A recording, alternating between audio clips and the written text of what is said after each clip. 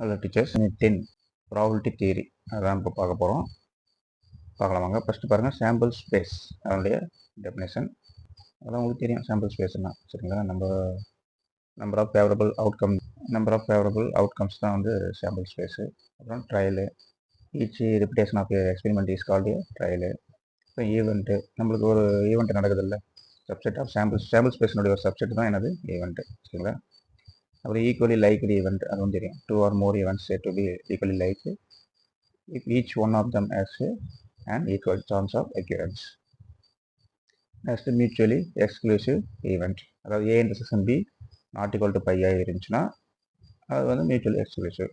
சூர் event, ஒரு விஷயம் கன்ஃபார்மாக நடக்குதுன்னா அதுக்கு பேர் தான் சூர் event.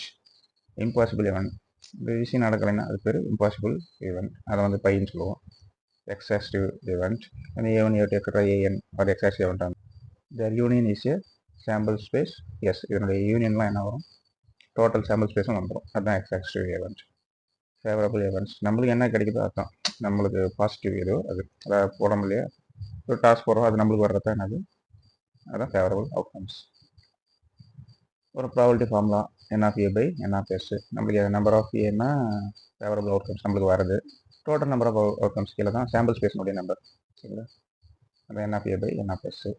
axiomatic approach to probability, அதனுடைய ப்ராப்பர்ட்டிஸ்லாம் P of A greater than or equal to 0 இதெல்லாம் important. 0 less than P of A less than 1, P of X S equal to 1, total sample space 1, P of pi அதாவது probability of by impossible 1 0, இதெல்லாம் கேட்க வாய்ப்பு இருக்குது. Formula இதெல்லாம் உங்களுக்கு தெரிஞ்சுக்கலாம்.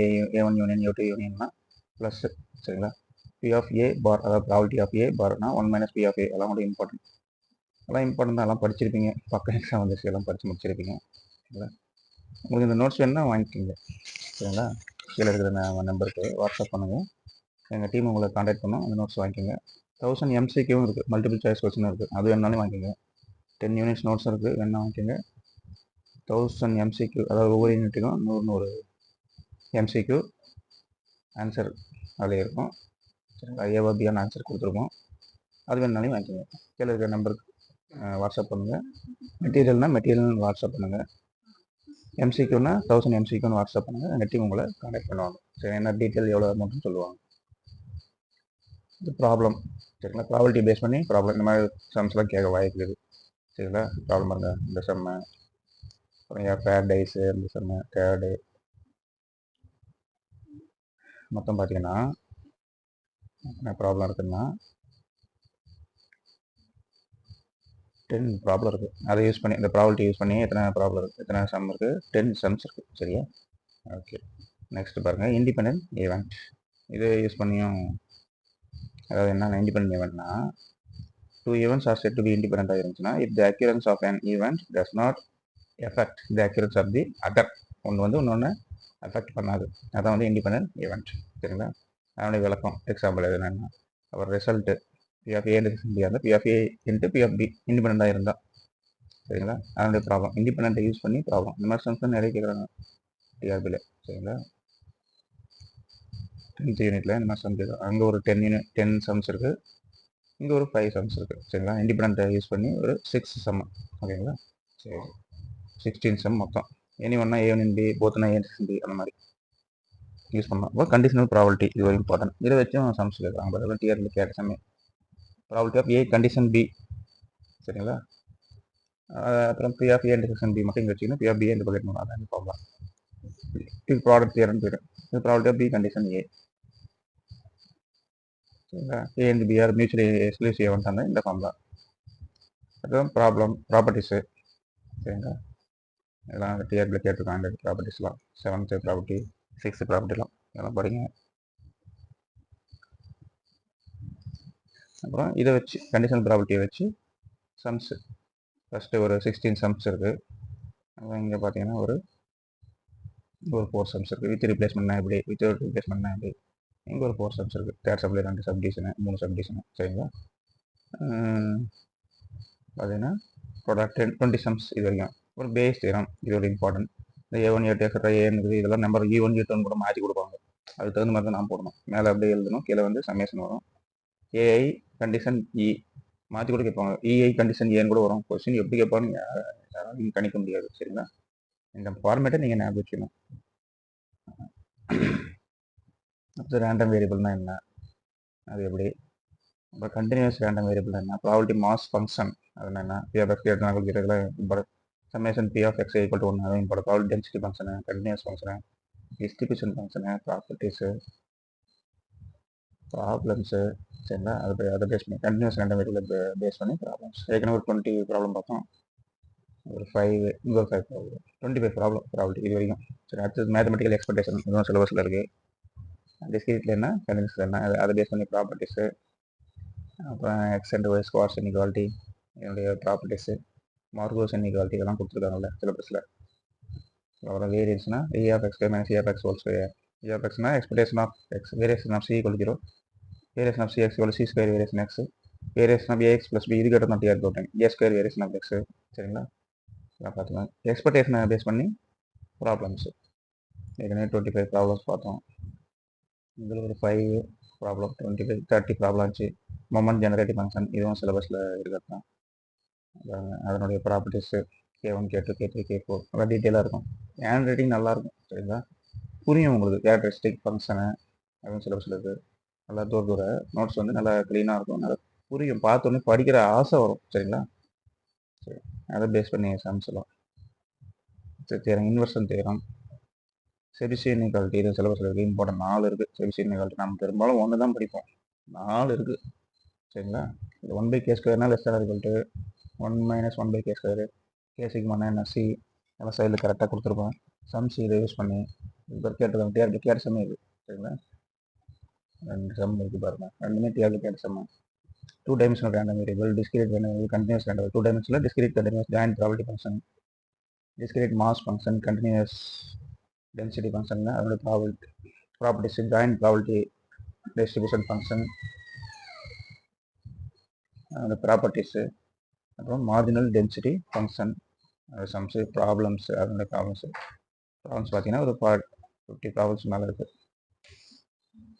அப்புறம் அதில் அதை பேஸ் பண்ணி சம்ஸ் இதெல்லாம் இம்பார்ட்டன்ஸ் சம்மு. அப்புறம் ரிசல்ட்டு, கண்டிஷனல் எக்ஸ்பெக்டேஷன், அதோட ப்ராப்பர்ட்டிஸ் அதனுடைய இது. அப்புறம் அதை பேஸ் பண்ணி ப்ராப்ளம்ஸே ஒரு 40-50 ப்ராப்ளம்ஸ் மேலே இருக்குது. சரிங்களா? இப்போ பைனாமியல் டிஸ்ட்ரிபியூஷன் ஹெட்டிங், அதனுடைய ப்ராப்பர்ட்டிஸு, கண்டிஷன்ஸு இருக்குது. சரிங்களா? அதனுடைய மொமெண்ட் ஜெனரேட்டிவ் ஃபங்க்ஷன் எல்லாம் கொடுத்துருக்கு. Measures of skewness, measure of kurtosis. சரிங்களா?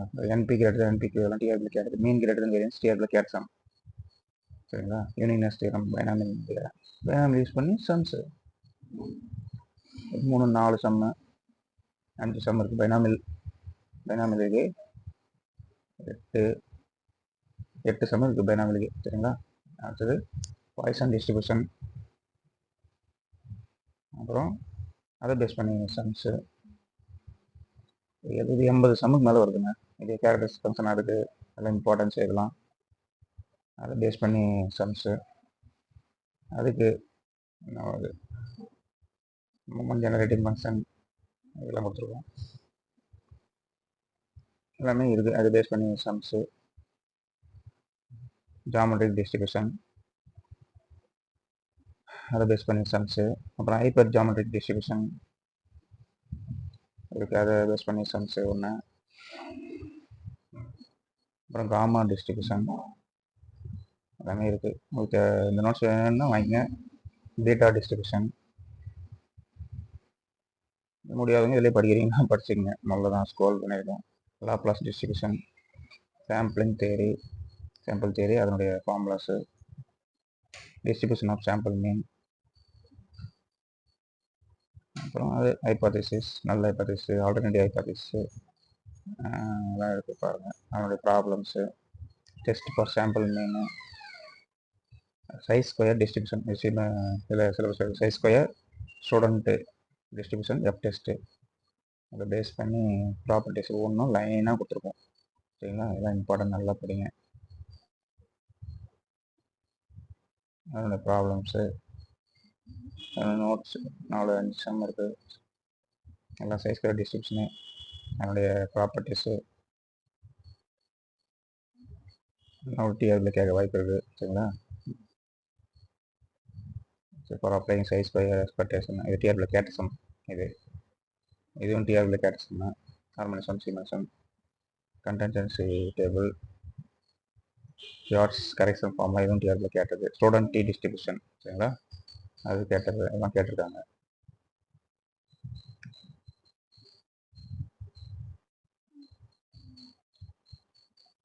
கொஸ்டின் டிஆர்பியில் கேட்ட சம் இது 4 ஆப்ஷனோட கொடுத்துருக்காங்க. ஃபிஷர் எஃப் டிஸ்ட்ரிபியூஷன் அது இருக்குது.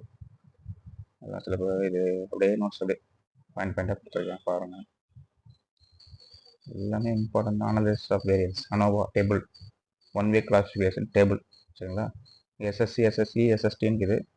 அதெல்லாம் என்னன்னு கீழே கொடுத்துருக்கேன். எஸ்எஸ்டினா total sum of squares, sum of squares between samples, sum of squares within samples, rows column எல்லாம் கொடுத்துருக்கேன் இது சரிங்களா. SSC by C minus 1, SSC by N minus C எல்லாம் கொடுத்துருக்கேன். 2-way கிளாசிஃபிகேஷன் இது. லாஸ்ட்டாக எஃப் ஈக்குவல் அதான் Fisher F distribution, MSC by MSE சரிங்களா.